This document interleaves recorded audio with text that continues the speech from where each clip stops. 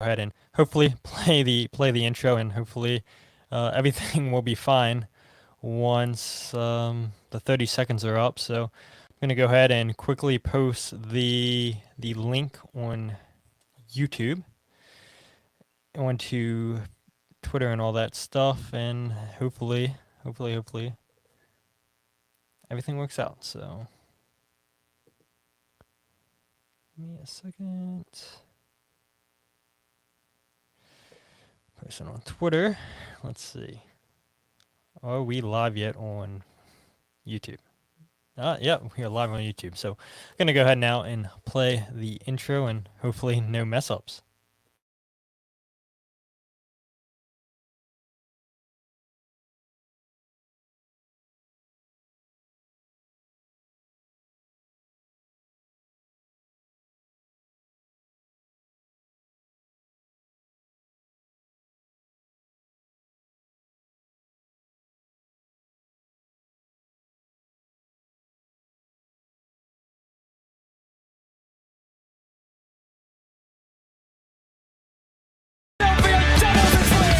Hello and welcome to the Free Kick Podcast. My name is Todd, and your Philadelphia Union finished in 4th place after falling to the Colorado Rapids in penalty kick shootouts by a score of 3-1.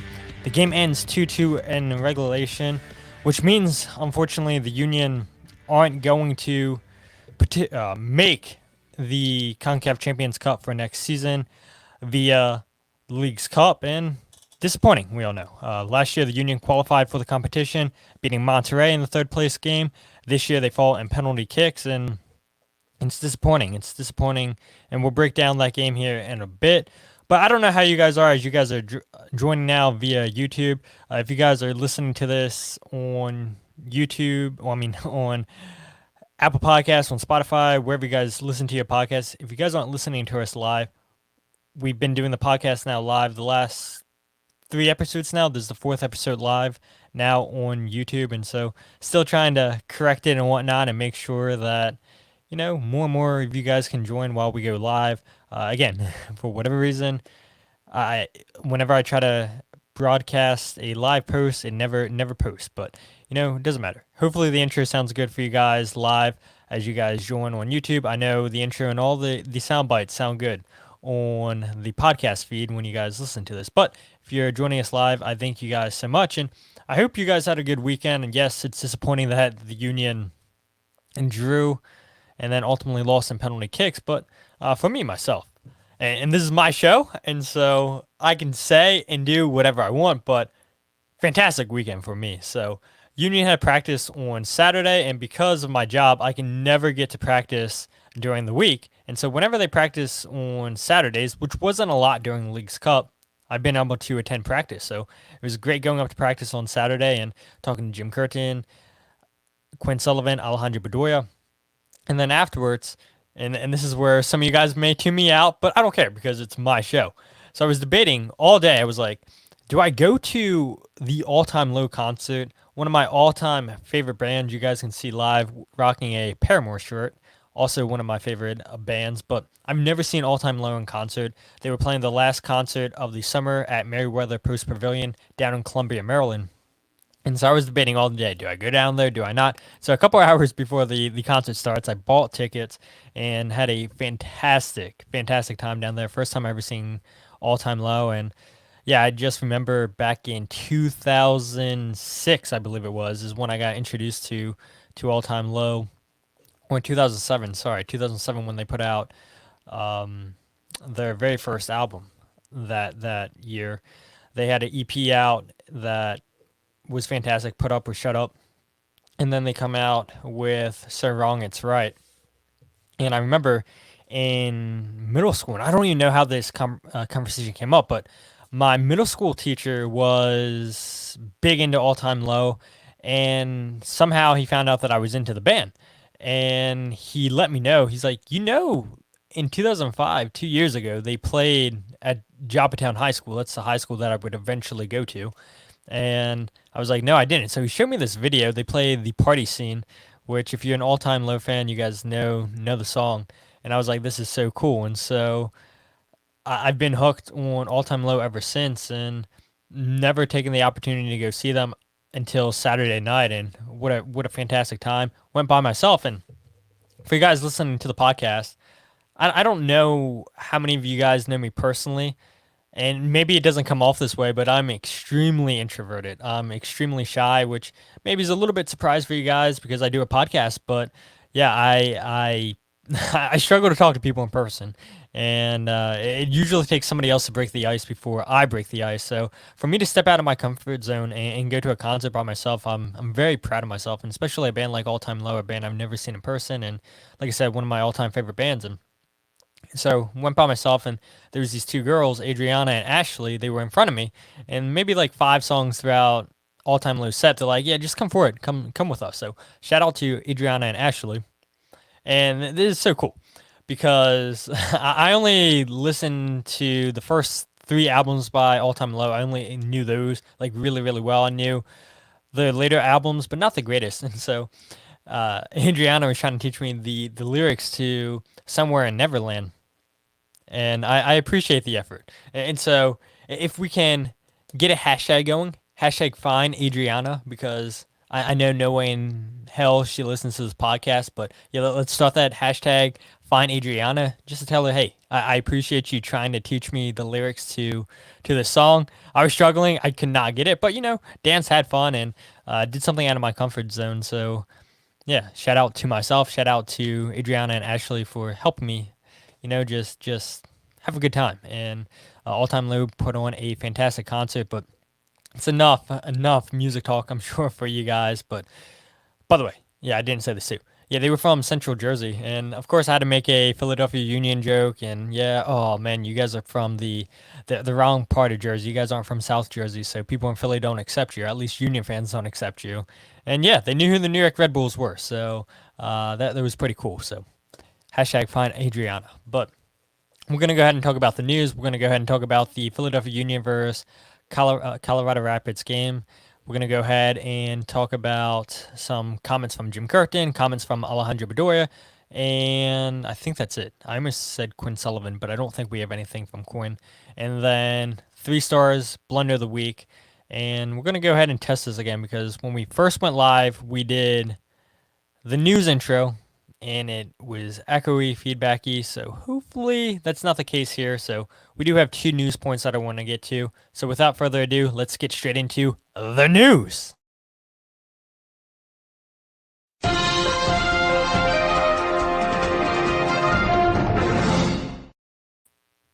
right, so the first bit of news that I want to get to, you guys all know this. You guys all paid attention to it. The Columbus Crew beat LAFC by a score of 3-1 in the Leagues Cup final. Cucho Hernandez scored 2 goals in that game. And yeah, for whatever reason, well, I know the reason, the Columbus Crew are the best team in MLS. And they could possibly be the best team in North America. And they just have LAFC's number. And to LAFC's credit, they fought back, tied the game up at 1 apiece, but towards the dying embers of this game, it looked like it was going to go into penalty kicks, but Cucho Hernandez said no, not so fast, scores his second goal of the match, then gets an assist, and that's now 2 trophies in the last 9 months by Columbus, who the Philadelphia Union play this Wednesday. And Jim Curtin, some of the players were saying, yeah, hopefully Columbus are hungover, whatever word you want to use, Jim Curtin said. Hopefully the Union can take advantage of that and get 3 points against Columbus this Wednesday night. But yeah, they're a fantastic team, and we saw that when the Union had to play them in Leagues Cup and ultimately beat the Union 3-1 in that game as well. And then the last bit of news, I don't know how many people saw this, haven't seen it. The Union haven't officially announced it, but Union have sold Jamaican international Damion Lowe to Saudi Arabia. Damion Lowe joined the Union in 2023, making 47 appearances and scoring 3 goals. In 2024, he had a guaranteed contract of $343,000. Lowe now signs a 2-year deal. The Union get $200,000 for a player that was out of contract at the end of the season. And so this is good because the Union got something for a player that they weren't going to resign in the offseason. But at the same time, now your depth goes even farther down the drain. We talked about it last week with Jose Martinez being gone, and now we have Damion Lowe being gone, which means Nate Harriel's going to be your third center back. And for people who haven't paid attention, Jack Elliott, if he gets a yellow card this Wednesday against Columbus, he would be suspended for the Saturday match against New York Red Bulls, which would be a disaster for the Union, which means, okay, because Nate Harriel's not only your third center back, but he's also your backup left back. Things are very, very, very screwy for the Union right here, leaving themselves extremely thin defensively. Yes, losing Jose Martinez was huge, but you had a little bit more in midfield depth compared to what you had defensively. Alawatu Makanya, I know, is a natural center back, but there's no way I see him playing a match this season for the Union. He started tonight for Union 2. Union 2 tied against Columbus Crew 2, 1-1. Union 2, I think, won on penalties 5-4. How many of you guys watching that game? I'm not sure, but yeah, it's concerning if anything happens to the Union defensively. Losing Damion Lowe hurts, and he's a guy, like I said, Union weren't going to resign in the offseason. Wanted to get paid. The Union didn't feel comfortable paying him, and, well, now you got to stay with the players that you have. And you can sign players as free agents until September 13th, I think it is, through roster freeze. Sometime in September. Somebody in the comments can let me know when the MLS roster freeze is. So, I mean, if there's players that are free agents, the Union could go out there theoretically and sign them. But I don't know. I don't have any hope that the Union will do that. So, yeah, fingers crossed nobody gets hurt for the Union. Hopefully nobody gets suspended. But with how aggressive this team is, yeah, you could see Jack Elliott getting a yellow card and missing the game against New York Red Bulls, which would not be ideal. At the same time, too, you don't want anybody getting hurt. So, yeah, it's tough for the Union, but these are the players that they have, and, you know, they only made one move to bring somebody in when they had the opportunity to. So, yeah, we'll see what the Union do. But let's go ahead and move on to the Philadelphia Union versus the Colorado Rapids match. And so, this game, I don't know how you guys felt. If you guys remember the match last year in MLS play against Colorado Rapids, this was a completely different Rapids team, I thought. Colorado, when you looked at them, they moved the ball much quicker than when these two teams played last year out in Colorado. I thought that Colorado also pressed a little bit more, better than they did last year. And again, a lot of this is because of their manager, Chris Armas, the former New York Red Bulls manager, former Toronto FC manager, and so he brings a lot of those ideas with the Red Bulls to Colorado. And to their credit, they've picked up on it fast. They look like a completely different team. And you saw all the Liga MX teams that Colorado beat this League's Cup to get them a third place finish. They were maybe the biggest surprise in League's Cup for a lot of people. I know certainly I am surprised they beat the Union, frankly, yesterday on penalty kicks.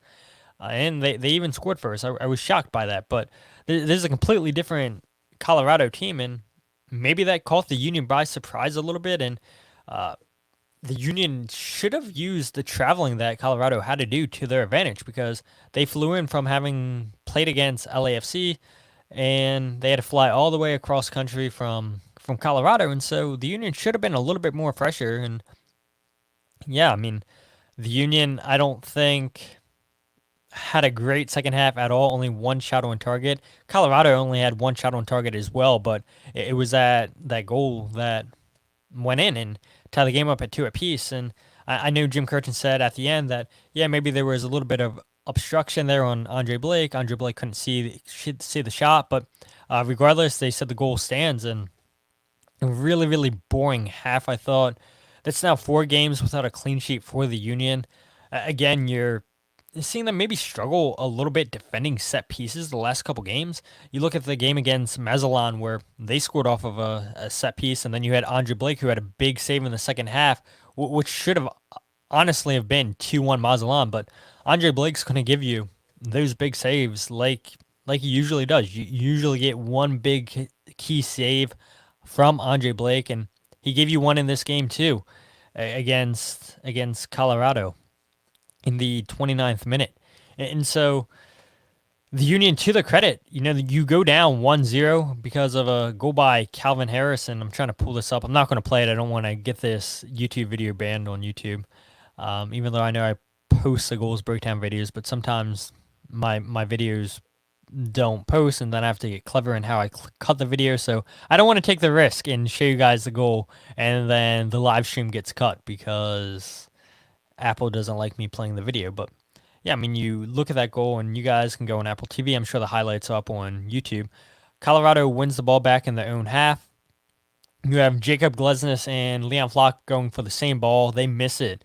And so because of that, you have Navarro, who's in a 1v1 situation against Jack Elliott. You have Calvin Harris, who gets by Kai Wagner. And so it's really a 2v1 situation. It's a good ball played by Navarro, and it's a good finish there by Calvin Harris to put Colorado up 1-0. But we see the Union capitalize 3 minutes later with Tai Baribo. It's a set-piece opportunity by the Union. Kai Wagner sends a good ball in, gets cleared away. Union keeps the ball alive. It's a great switch of play by Mikel Uhr to switch the ball from the left side of the field to the right side of the field, which was so weird seeing Kai Wagner on that right side of the field. He wins the header into Tai Baribo. Tai Baribo's unmarked back post and then heads it into the back of the net. And then you see, again, 3 minutes later, Tai Baribo gets his second goal of the match. It's a good cross whipped in by Olivier Bizo. Union keep the ball alive. Quinn Sullivan has a terrific shot that bounces off the post, and then Union, again, keeping the ball alive. It's a ball sent in. Tai Baribo right there to collect it and put it in the back of the net. Just really, really good finishing, good awareness by Tai Baribo, and it's something I think that we've seen all season long from Baribo, where he seems to be in the right place, right time. And I think that's huge for the Union. That's going to be huge for the Union going forward, the rest of the way, to rely on him, the form that he's on. And we can talk about that here in a little bit. Another thing that I wanted to point out about this game is it seemed like, particularly in the first half, you had the Union attacking Abubakar pretty hard on the night. They kept going at him all the time, and yeah, he struggled. And Jim Curtin, in the clip that I'm going to play, you're going to hear him talking about, yeah, we created a lot of chances. We should have had more goals than the 2 that they scored on the night. And I agree, because Abubakar was not great. Keegan Rosenberry, the Union attacked him pretty hard on the night too. And then you look at Zach Steffen, the goalkeeper. Yes, he makes 2 saves in the penalty shootout, but he spilled a lot of balls. When he came to collect, a lot of balls hit the ground, and the Union, if they were a little bit quicker to react, they could have just poked that in the back of the net and had multiple goals in this game. So I understand completely why Jim Curtin feels like the Union should have had more goals in this game, because the Union were doing all the right things, attacking the weak links in this Colorado team.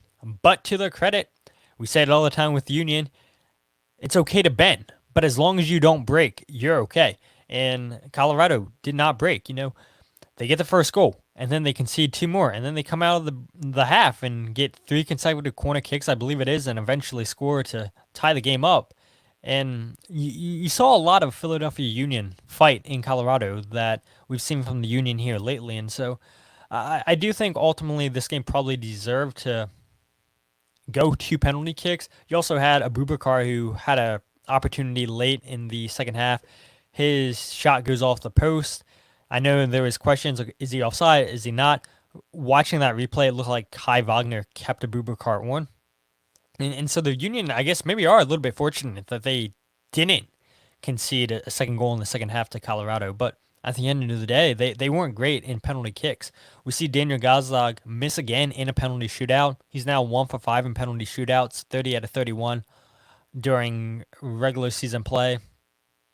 And it's great. It's great when the pressure is not on for Daniel Gazdag, but it seems like whenever the Union get to these penalty shootouts, when it matters, yeah, he just cannot convert. And so you hope that when Daniel Gazdag, if the Union play any more shootouts this year, that he can wipe those demons away from him and, maybe start a new streak. But yeah, being 1 for 5 from penalty shootouts is not great from Daniel Gazdag.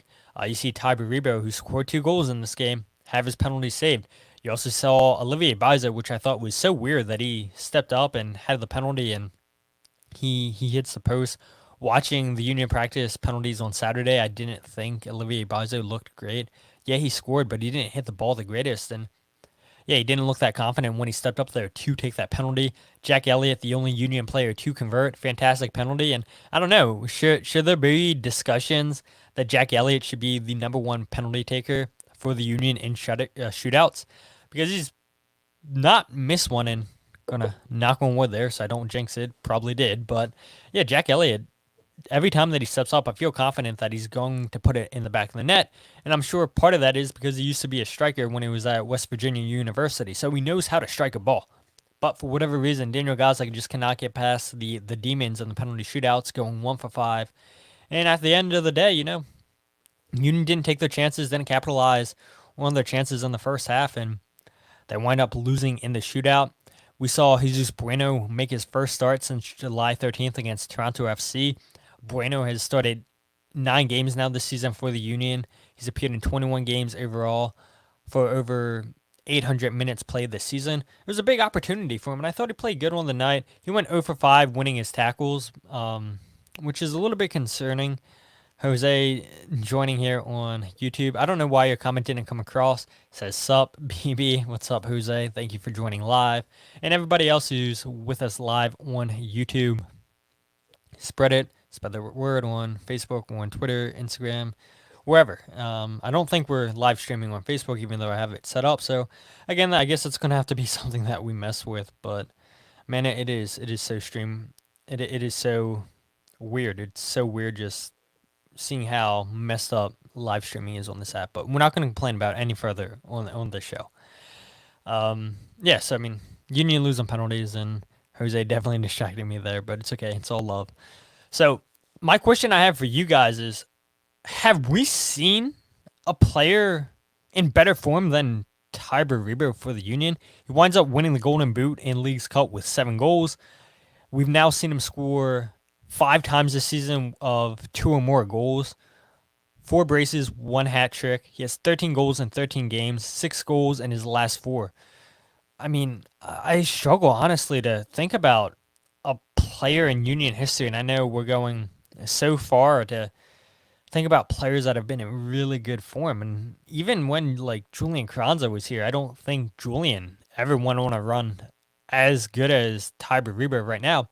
Yes, the front 3 of Julian, Daniel, and Mikel were all in terrific form in 2022 as a whole, but a specific player, maybe Daniel Gazdag, but how many of those goals in 2022 were from the penalty spot? And yes, those goals count. You obviously scored, but we're seeing Tai Baribo just score so many goals from open play, from outside of the box, inside the box. And like we said 10 minutes ago, he's just always finding the right spots to be, putting the ball in the back of the net, right place, right time. And I don't know, I struggle. I really do struggle to think of any player that's ever been in as good a form as Tai Baribo. Maybe Andre Blake, because of all the saves that he gives you every single game. You could make a case that Andre Blake's always in really good form with his saves, but a outfield player, I don't know. I can't think of anybody. You guys that are live on YouTube, chime in. Let me know. I mean, who comes to your mind? People that are listening on Apple or Spotify, let me know on social media at Free Kick Pod, at It's a Todd's Life, if you can think of anybody in Union history that's been in greater form. I really cannot think. It's going to be recency bias, I'm sure, if there is a player that's been in as good as form as Tai Baribo right now, if not better. But I don't know, I struggle. I don't think Julian Kranza's ever had a run like Tai Baribo. 13 goals in 13 games. And look, to his credit, once Julian got sold, he had the opportunity to start. When Julian was here, and I see fans say this all the time, well, imagine if Tai Baribo was playing more when Julian Kranza was here. Imagine what they could have done. And I know Kyle and Jillian Almany always say on their show, they have a segment that they do sometimes called What If? And I'm sure they talk about this, saying, what if Tai Baribo played more when Julian Kranza was still here? What if you paired Tai Baribo and Julian Kranza together? What could have happened? And yeah, we could play this game endlessly. But the fact of the matter is, Tai Baribo wasn't playing when Julian Kranza was here. And now he gets the opportunity. And he's taken every single advantage. And you look at this team, and in my opinion, it does feel like the Union are punting on the season. You trade away depth in the center back with Damion Lowe. We talked about it. We talked about it last episode, selling Jose Martinez. You sell Julian Kranza. Really disappointing to only bring in one player, Danley Jean Jacques, who I think is going to be a fantastic player. We'll play a clip later on in the show with Jim Curtin saying what he believes his best position is, what positions he can play. But yeah, I mean, you get rid of so many players and you only bring in one player, and it's disappointing. It's disappointing to get excited for this team going forward for the rest of the year. And we talked about it last year. They have a lot of game for 2025. And I'm personally more excited for what could happen. And it goes back to Kyle and Joelinton saying, what if? I go back to what the potential of 2025 could be. There's no reason, no excuses why the Union don't have a big winter with all the money they have in game. There's no excuses. It's up to the owners to spend money, to pay transfer fees. I think the Union have the right people in place in the front office. The coaching staff, I think Jim Curtin's fantastic. His assistant coaches are fantastic. I think there are still good core players for this team. And maybe if you would have brought in one or two more players in the summer transfer window, I think a lot of fans would feel a lot more confident in this team going forward the rest of the season with 9 games to be played. But you only bring in one player, and we're seeing more and more players get sold. I mean, the window's not closed yet in Europe. And so don't think that, okay, now everybody else is safe. That's not the case at all. The Union could still wind up selling players. If a good enough offer comes for Jack McGlynn or Quinn Sullivan, the Union aren't going to turn that down. They're not.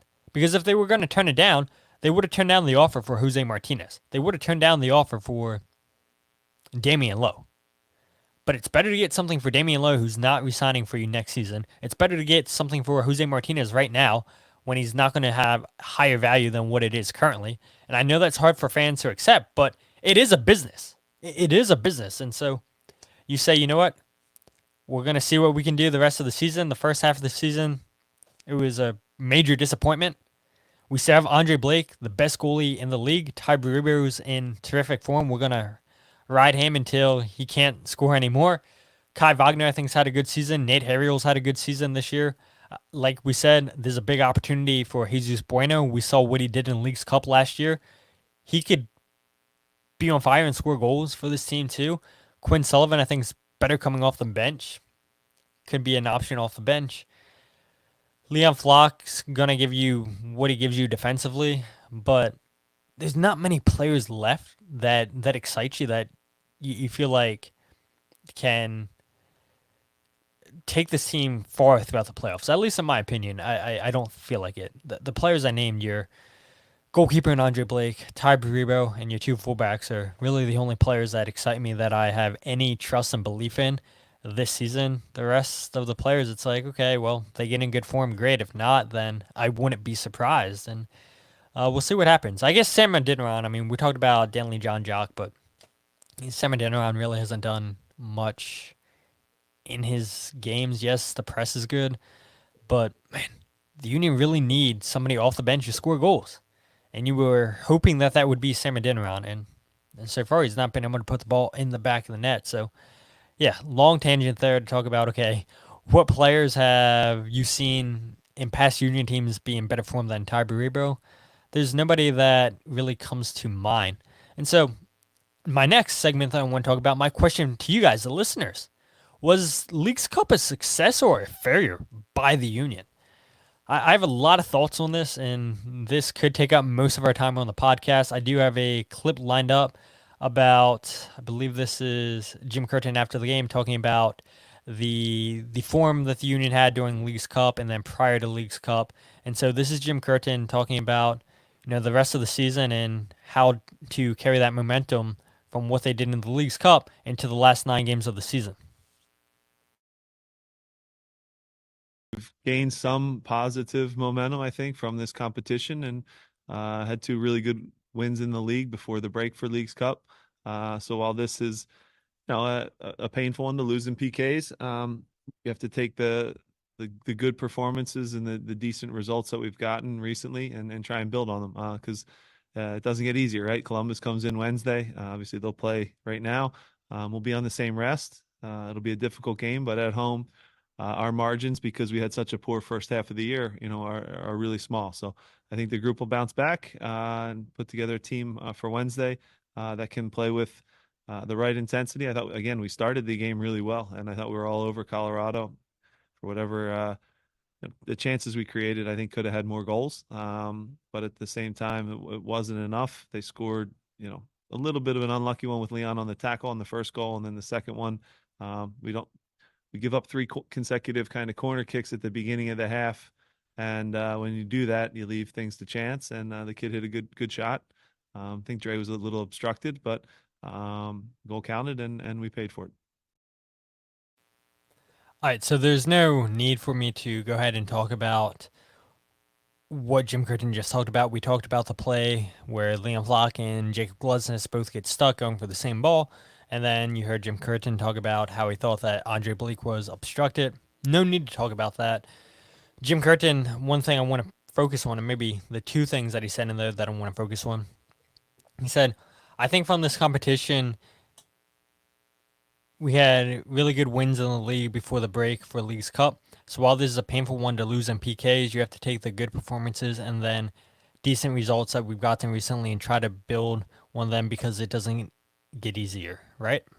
And he's not wrong. I mean, you look at the schedule. They played on Sunday, they're going to play on Wednesday, and they're going to play on Saturday. 3 games in 6 days. We're going to hit on that here in a little bit, because I asked I asked Alejandro Bedoya that on Saturday about, losing an extra rest day, and I asked Jim Curtin that too, and both of them gave good answers. We're only going to play the clip from Alejandro Bedoya. If you guys want to hear what Jim Curtin said, then the Union posted that press conference from Saturday on YouTube. I'll leave a link in the description if you guys want to listen to that. But yeah, I mean, you look, 2 wins. You had wins against New England. You had wins against Nashville. You look at the Leagues Cup results, you finished in 4th place, you finished in 3rd last year. 3 out of the Union's last 4 games at Subaru Park have ended in draws, and I don't know. I mean, is that concerning at all to you guys? Now, I do want to give context, because context matters. We know context matters. It was a 1-1 draw against Cruz Azul. The Union lose on penalties, 5-3. The Union come back late in that game with a late goal by Daniel Gazdag. So props to the Union for still having fight, for having belief, and getting a late equalizer with Daniel Gazdag. Point 2, you draw 1-1 against Mazatlan. The Union score first in that game. Tai Baribo gets sent off because of 2 yellow cards and a red card, it becomes. Then you play down 10 men for 45 minutes. Union win on penalties 4-3. Then you have a draw against Colorado 2-2. Union concede first, score the next 2 goals. Then you concede, lose 3-1 on penalties. And so overall, in 7 games in Leagues Cup, the Union went 3-1-3. They had a very, very impressive win against Cincinnati, 4-2, where it was just goals galore in that game. Union lose to Columbus, their only loss in the competition, 3-1. And we actually saw the Union tie that game up. And so I think, if anything, to take a positive, you find a late equalizer against Cruz Azul. You get 2 goals against Colorado and take the lead. You go ahead and put up 4 goals on the road against Cincinnati. I believe you actually conceded first in that game against Cincinnati too. Somebody can correct me on that. And so you go to Columbus, you concede first, but then you tie the game up. And so a lot of belief. And that's not what we saw earlier on in the season from this team. Once they would concede, heads would drop, and it felt like they weren't going to get out of any result that they were in the first half. If they were tied and they give up a goal, you didn't feel like they were going to go and equalize and go on and win the game. The game against Chicago still haunts me, because there's no reason why the Union should have blown a 3-1 lead. You lose that game 4-3. That's really disappointing. And I don't get the same sense with this team. And a big part of that is because Andre Blake's back. And I can't remember if I talked about it on the show last week or if I was talking to people off air about this.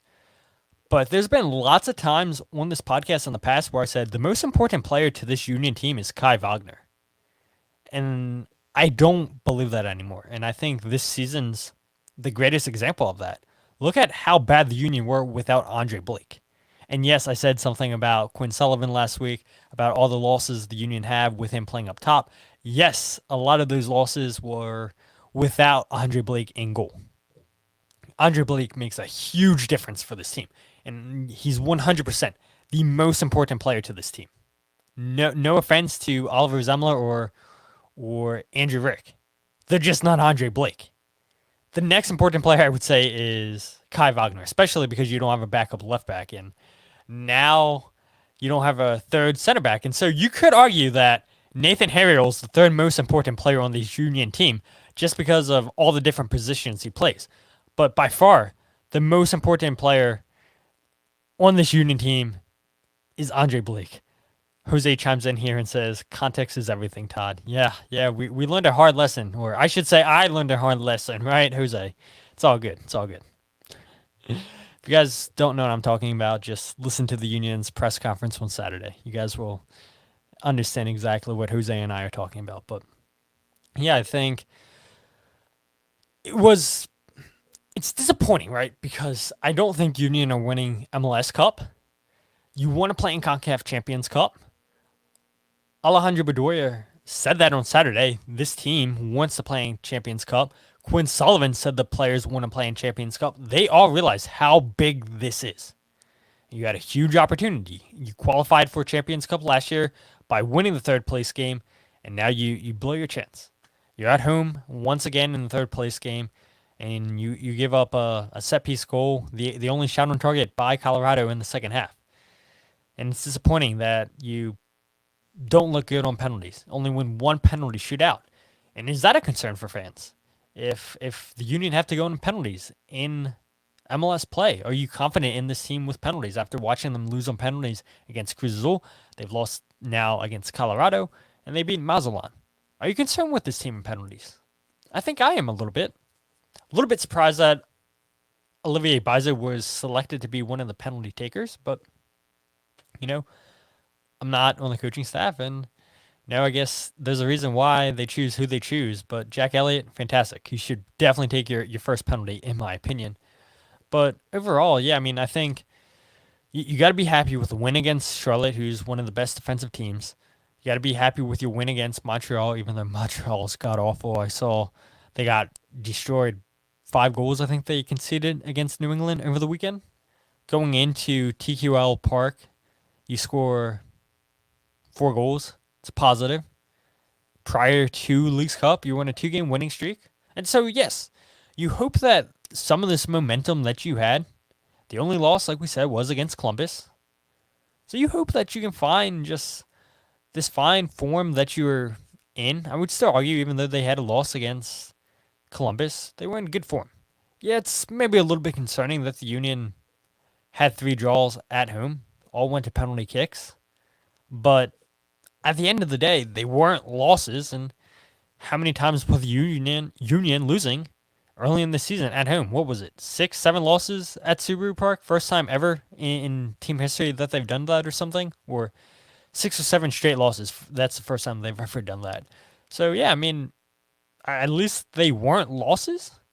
You look at the schedule, and I guess we can go ahead and bring that up here, is Columbus on Wednesday, then you go to Red Bull on Saturday, and then the league stops for 2 weeks because of international duty. And then the last 7 games, you are away at Miami on September 14th, and then September 18th on Wednesday, you're away at New York City. Then on Sunday, September 22nd, you're at home against DC United. And then September 28th, you're at home against Atlanta. And then October 2nd, you're away at Orlando. October 5th, you're away at Columbus. And then you end the season on October 19th at home against Cincinnati.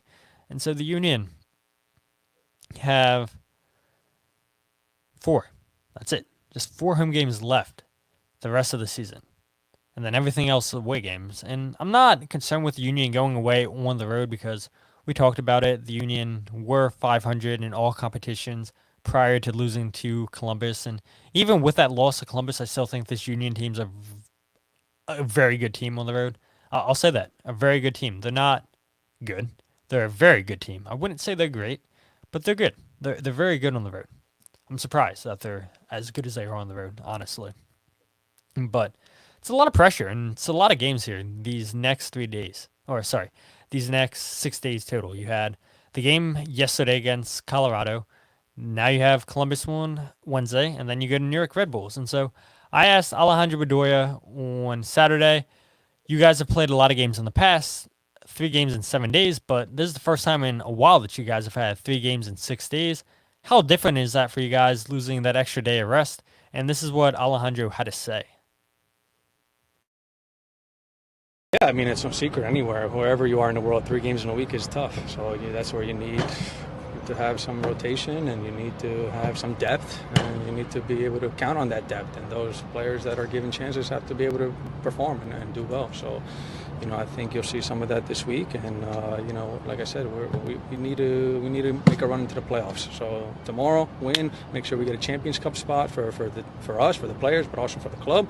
And then focus right back into league's play because these 2 games coming up are huge towards that playoff spot.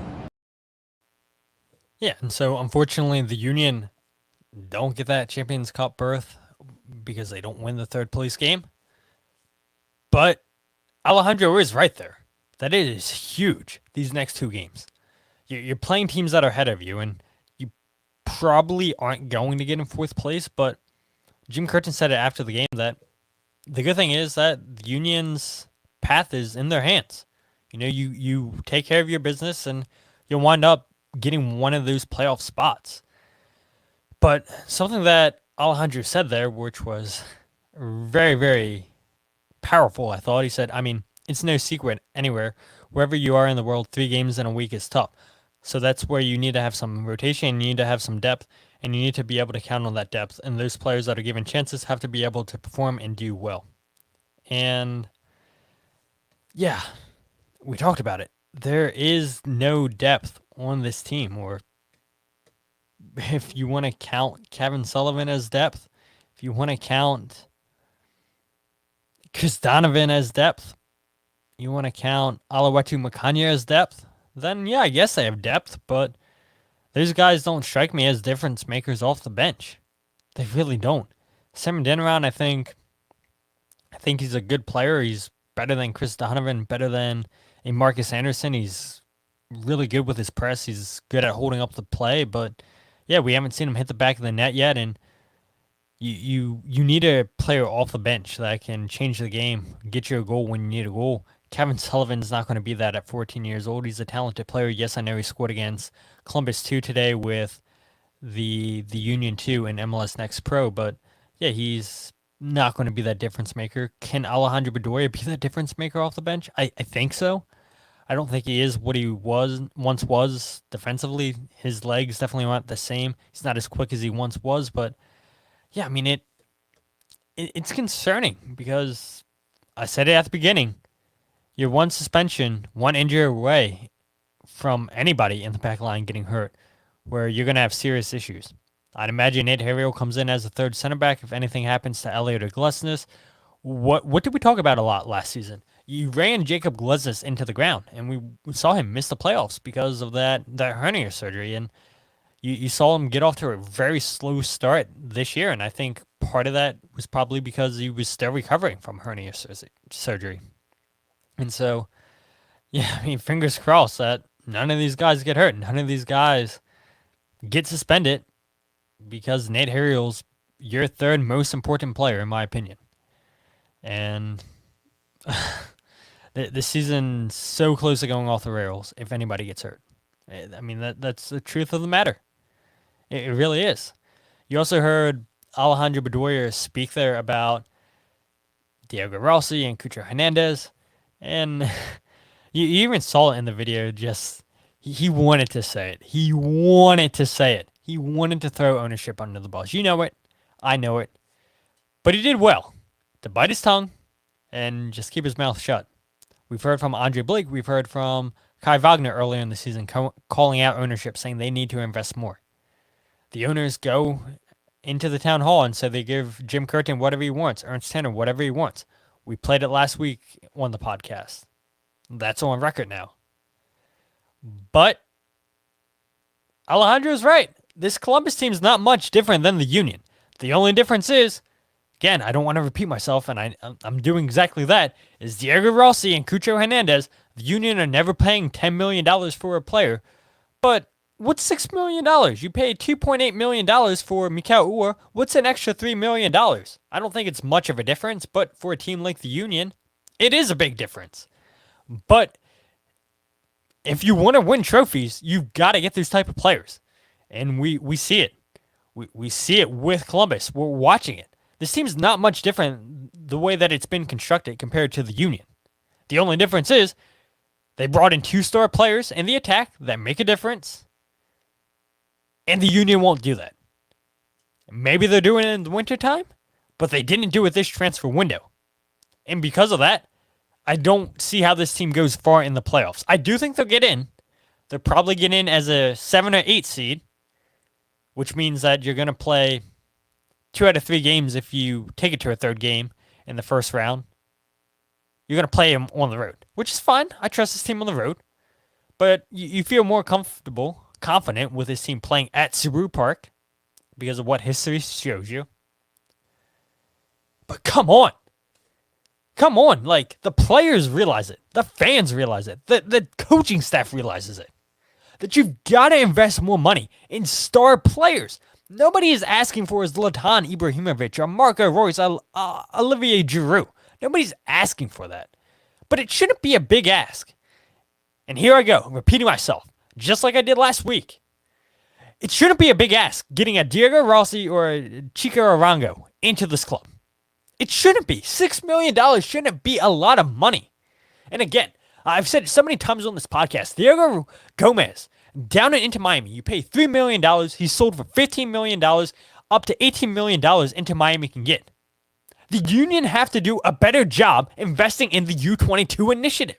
They got to. Diego Gomez is a difference maker. Yes, you have Leo Messi. Yes, you have Luis Suarez. Game changers, generational players. But they've hit on these U22 spots. Look what RSL did with Gomez out there. They sold him for over $10 million. We're seeing teams be successful, and I know during the town hall, Ernst Tenner brought up other U22 players that haven't been successful. And he comes up with this excuse, well, if you look at Jack McGlynn, Quinn Sullivan, they're technically U22 players. Okay, true. Right. You're right. But that's not an excuse for you not to use that initiative. It is not. There's more times that I feel like with teams that have good scouting, Inter Miami has good scouting. Yes, it helps that they play in Miami. Everybody wants to come to Miami, but they have good scouting. And every single U22 player that they've signed, I think has been a hit. And so there's no reason why, with the front office that the Union has, with Ernst Tenner being at the helm of everything, seeing what he did at Hoffenheim, seeing what he did at Salzburg, there's no excuse why the Union don't go all in on the U22 next season. There's no excuse for it. And I know Ernst Tenner said they're going to go with the 2 DPs, 4 DP spots. Please do not give Jack McGlynn, Quinn Sullivan contract extensions to make them U22s. I mean, they deserve a contract extension, don't get me wrong. But please do not make that your only U22 initiative signings. Do not do it. This fan base cannot handle that.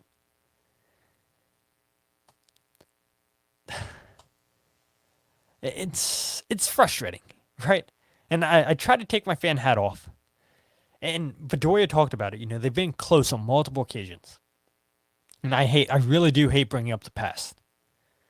The Union would have beat Portland Timbers in 2021. That was not a good Timbers team. The Union were beating New York City in 2021.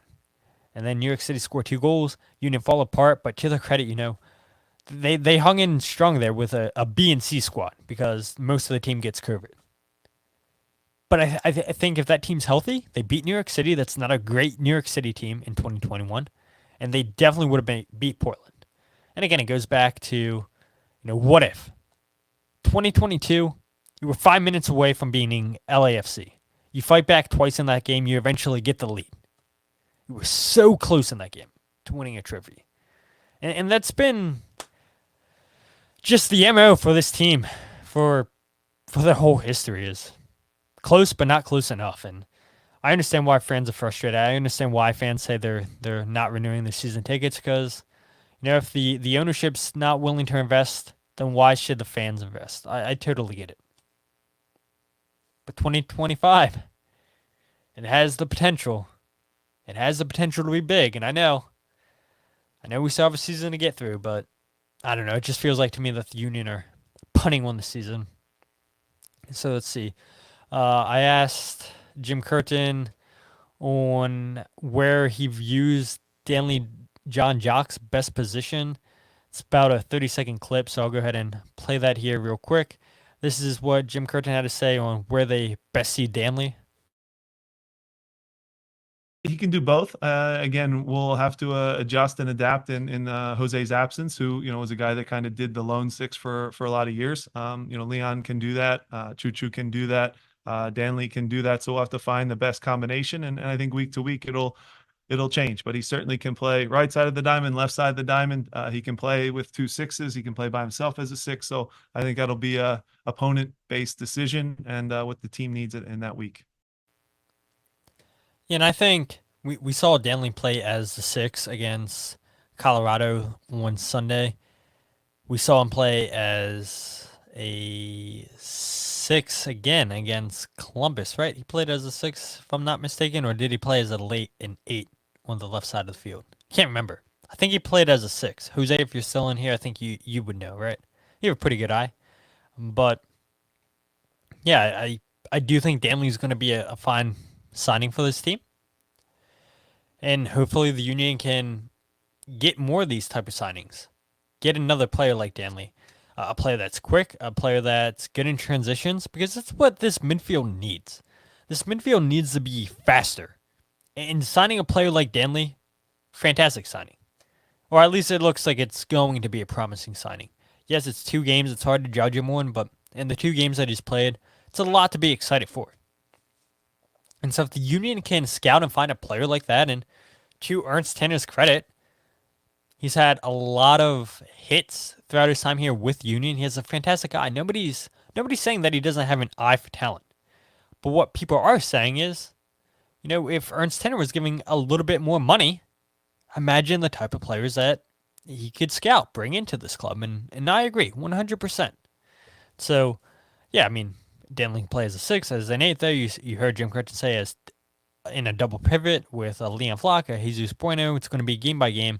So I think Danley, I think he'll be good for this team.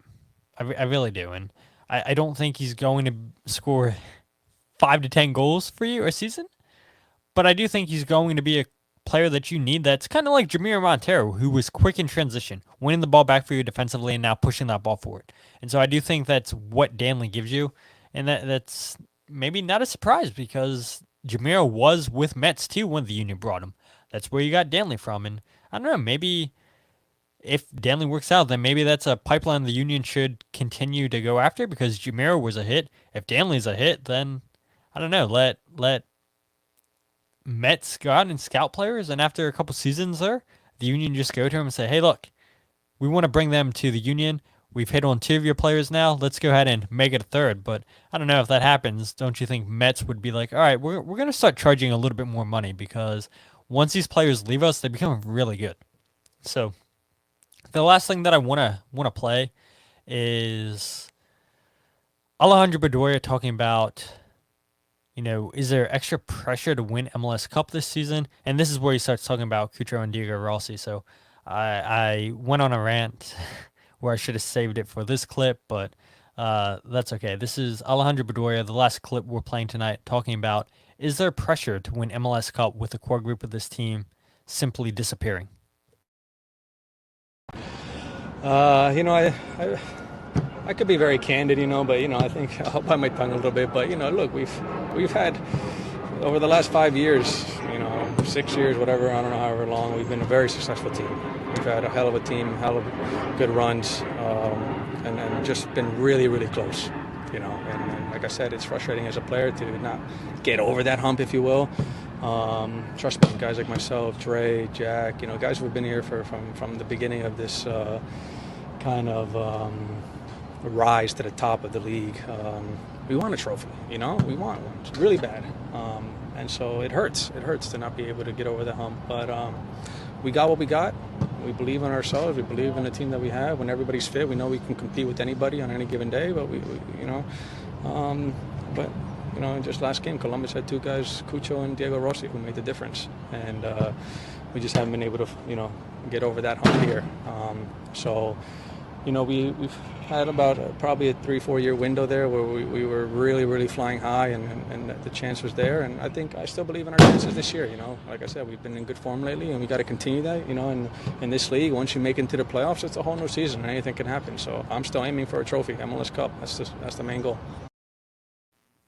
Yeah, and that's typical captain talk there from Alejandro saying, he's still aiming for a trophy. And I do feel bad for Alejandro. He comes back, which it didn't look like he was going to come back because of Ernst Tanner saying he only had a 30-second conversation. Alejandro Bedoya said that he only had a 30-second conversation with Ernst Tanner last year about coming back. And it didn't look like Bedoya was going to come back, but we heard comments from Bedoya and Jim Curtin in the press, and Bedoya eventually comes back. And I'd be shocked if he comes back again next year. He's getting paid a little bit over $400,000, and that money, in all honesty, could be spent better. It could be spent elsewhere. But yeah, it's disappointing that, like I said when I went on that rant, the players realize the type of players that they need. They know that those players, Diego Rossi and Cucho Hernandez, make the difference for Columbus. The reason why they have 2 trophies in the last 9 months. Now they're going to have the Campeones Cup. They could have won Champions Cup, but they get sick against Pachuca and lose the final down in Mexico. But everybody knows those are the 2-star players for Columbus, the 2 best players. And it doesn't matter how hard you mark them.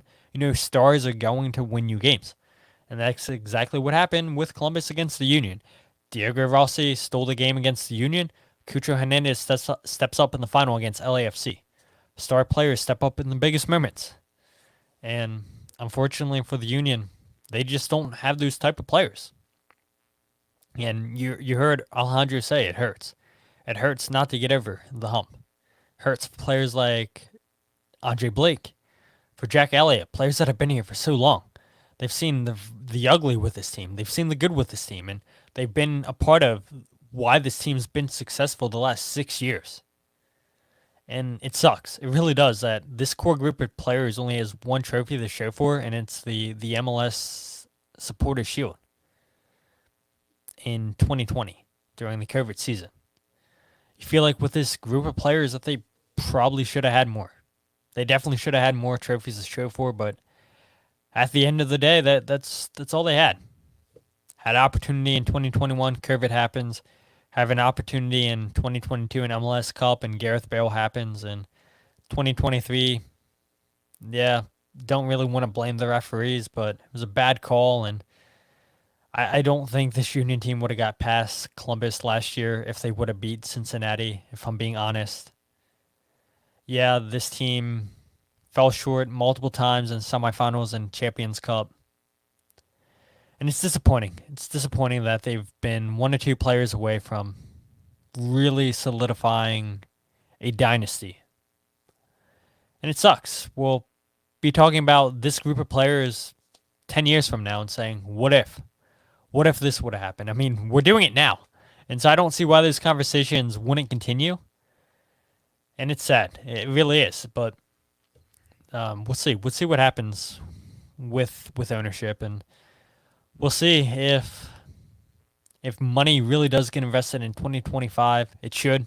It really should. All you have to do is pay transfer fees. But let's go quickly over 3 stars, and then we'll get to Blunder of the Week. I haven't tried Blunder of the Week once we went live, so we'll see if there's an echo for you guys or not. Hopefully not. But my 3 stars. Number 3, Daniel Gazdag, 2 chances created, 2 shots. Really good scoring positions by Daniel in this game. One of the saves was excellent by Zach Steffen. He had 1 interception, 7 ball recoveries. Daniel Gazdag's been in fine form too. And so I talked about players that you can rely on. I said Nate Harriel, Kai Wagner, Andre Blake, Tai Baribo. I should have included Daniel Gazdag in that list too. Daniel Gazdag's a player that's been having a fantastic season this year for the Union. Number 2, Kai Wagner, 1 assist, 3 chances created, 1 out of 1 tackles, 1 block, 2 ball recoveries. He does get beat once in this game, but other than that, I thought Kai was, again, solid offensively, always going to create a ton of chances for you. He's continuing to work his butt off defensively, one of your best defenders on the season. And then number 1, Tai Baribo scores 2 goals, and it sucks. It sucks that the Union don't win that 3rd place game, but it is what it is, and we'll go ahead and try Blunder of the Week. I'm not sure how that's going to work with how we've had an echo anytime that I played clips, unless I mute myself or put myself backstage. But Blunder of the Week, the Premier League's in its 2nd week, so I don't know how many of you guys start your day off watching Premier League soccer, but Newcastle was playing Bournemouth on Sunday, I believe it was, and the Brazilian striker for Newcastle United, I'll leave a link in the show description. Again, I don't want to show the video and then NBC Peacock gets the live stream shut down because I'm showing the clip, so I'm not going to show it. I'll leave a link in the show description so you guys can see it for yourselves. But the Newcastle striker, Joelinton, he clotheslines the Bournemouth keeper after he comes and collects a cross, and he's only given a yellow card for that. Yeah, not good. Yeah, not good. We'll give 2 not goods for that because it really was not good. How you only get a yellow card? I mean, he choked this guy. He choked him and threw him to the ground, and the referee says, yeah, that's fine. I'll only give you a yellow card for that. We talk about refereeing being bad in MLS. I just talked about it. The refereeing being bad against Cincinnati in the playoffs last year. But every week it seems like the refereeing's so bad in the Premier League. Every single season, it's bad. I feel like there's been multiple times on this podcast where we've given Blunder of the Week to the referees in the Premier League. I know when I was doing my English Premier League and Champions League show, yes, the referees were the conversation a lot of times for Blunder of the Week, and it's only continued with this show. And so shout out to my old co-host Tyler Elliott. Dude hateth referees, and I don't blame him. But that's Blunder of the Week. Hopefully no echo on YouTube for you guys when we did that. So if you guys aren't following the podcast on Twitter, Instagram, or Facebook, follow @FreeKickPod, wherever you get your podcast, The Free Kick. Check out the Substack, thefreekick.substack.com, and the YouTube channel, youtube.com/FreeKickPod. We've been doing these podcasts live on YouTube. I would love for more and more people to join us live. We had 4 people at one time, it said, so it's not the greatest, but also I'll give people a break because, one, it seems like streaming to Facebook's broke. Have to fix that somehow. And then anytime I schedule a live post, a live broadcast, that link never goes live. So got to try to fix those things, and I'm sure we'll get more people. But for the people that showed up, Jose, I know you commented tonight. I'm sure you're still here, so thank you for being here. Anybody else that joined us live on YouTube, still be here. And I guess we'll end the show saying #FindAdriana. So with that said, my name's Todd, and this is the Free Kick Podcast.